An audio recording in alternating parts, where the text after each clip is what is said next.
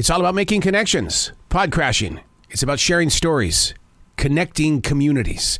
Today's Pod Crash episode is number 212 with P.W. Singer from the podcast Like War. I am doing great and all the more excited to be with you because I'm a native Charlottean. You are? Okay. Yes. What part of Charlotte, dude?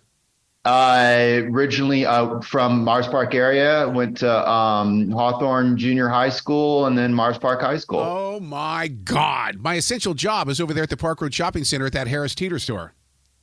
I know it. We can talk about, all the best places that no longer exist. Isn't that the truth? Oh my God, that is so cool. So now what drew you away from Charlotte? Because it's such the magnetic city. We're one of the top 15 of the nation, they say. So I went off to college and got into topics of technology and policy, and many years back moved to Washington, D.C. area and have been here working on these topics ever since. But I live up in D.C., but, miss the Queen City, and in particular, being able to get really important things like sweet tea and cheer wine. Yeah, but okay, when you bring up cheer wine, have you been to actual one of the little soda shops in Salisbury where it has to come with a crushed ice? Oh gosh, we're really getting down into the weeds of it. Well, I mean that's what's fun about being here. I mean, everybody talks about Krispy Kreme across the nation, and it's like, no, dude, this is where it started. Yes, indeed. So yeah, no, it's also funny to see, just like you had, what takes off and is known nationwide, and kind of, what are those things back home, and then when I come back and visit family, I guess the biggest sort of challenge for me is like the city's grown so much that at times I need a GPS to get around. That's so true. Well, especially with you being over there in the Myers Park area, the corner of Queens. What do you do? I mean, there's so many people that get lost over there. Yeah. This podcast, I'm telling you, it is the right place at the right time. It's authentic, it's haunting, it's unforgettable, because you take the subject of like war and you say, hey, look, there's a definition behind this purpose. Yeah, I really appreciate that. So the idea of the podcast is that in many ways it's like an audio book. So we broke it down into a series of episodes that essentially tell the story of social media and how it shaped our world. And we skip back and forth, everything from episodes that look at the rise of ISIS to Ice Bucket Challenge, to go back in history and look at how other technologies like the radio played out in World War II, to more recent episodes like, how social media affected everything from the recent election in January 6th. And essentially what we're trying to do is tell the story of what we call like war. And so if you think of cyber war as the hacking of computer networks, like war is the hacking of people on the networks, where by driving ideas viral through likes and shares online, you can shape what people think about the world around them, including even the truth of the world around them.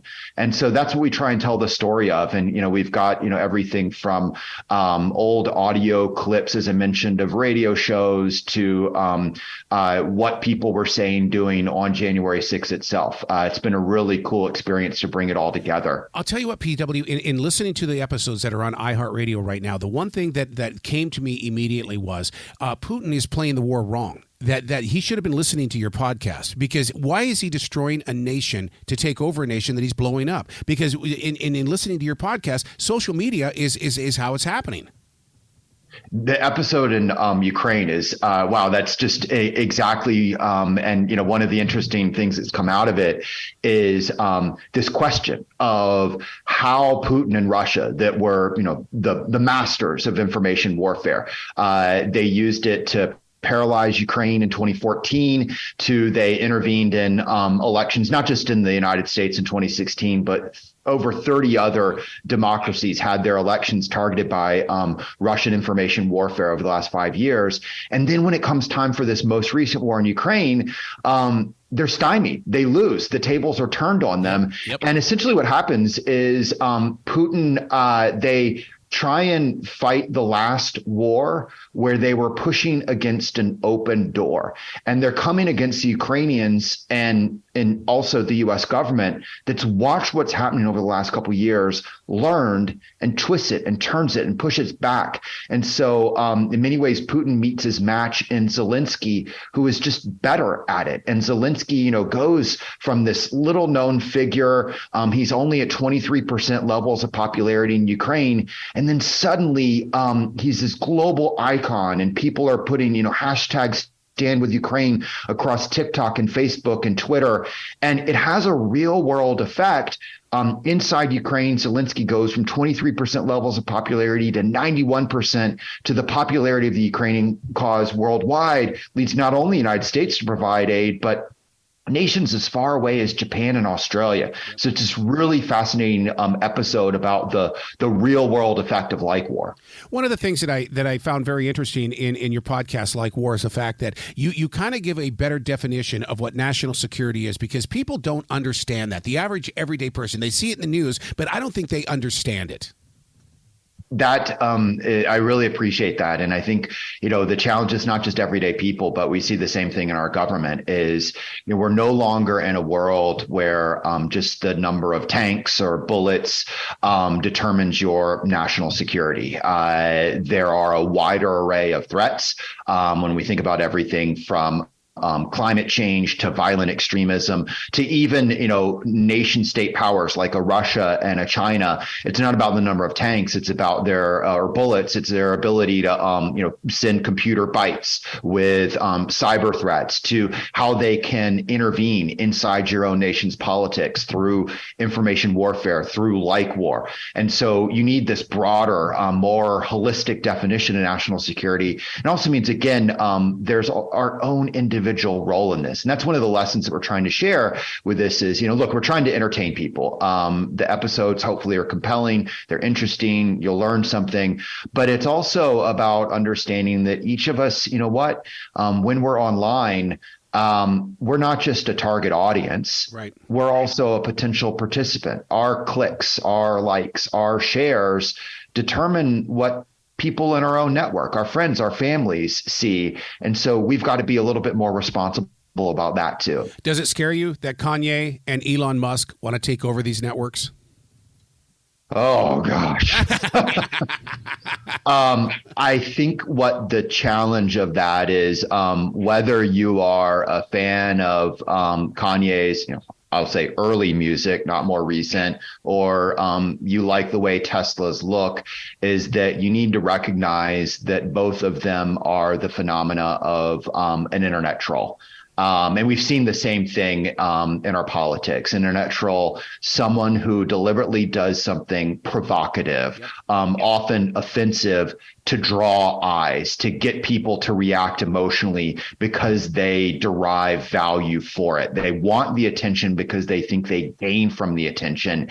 And then they often play the game of, was just asking questions, or why are you getting mad at it? It was just a joke, but it was kind of serious, but it was just a joke. And look, that trolling, it goes back to the earliest days of social media. And unfortunately, it's still effective today. And again, that's one of the things that we need to be a little bit wary of. I think the question about both of them is they seem to not only want to be a player in the game, but also own the game, so to speak. And that has consequences for the rest of us. I think they also don't realize how much it's going to have consequences for them.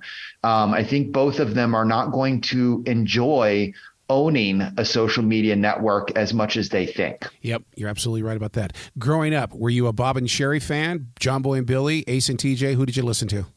Oh, gosh, now you're going to date me. So John Boy and Billy for me, but my mom was, definitely with Sherry. But remember, you want to date it. It goes back to before Bob was on radio. Remember, he was on TV. Yep.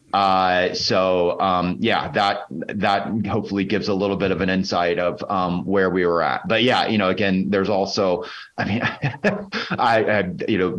what I love about Charlotte is the way the radio stations kind of changed which music. So if I name one station, it might have been alternative music at a certain point in time, and then it became hip hop, and then it became country. So I'm almost leery of naming, one station, because someone will be like, "Oh, you like that kind of music?" I'll be like, "Well, but in the early '90s, it was this." So true. So, and I've lived through every one of them. It's just so crazy, dude. You got to come back to the show anytime in the future, and maybe what we need to meet for lunch sometime when you come to Charlotte, over there at the Soda Shop, over there at the Park Road Shopping Center. All right. You bring the cheer wine. All right, I'll do it. You'd be brilliant. All right. All right. Thank you very much.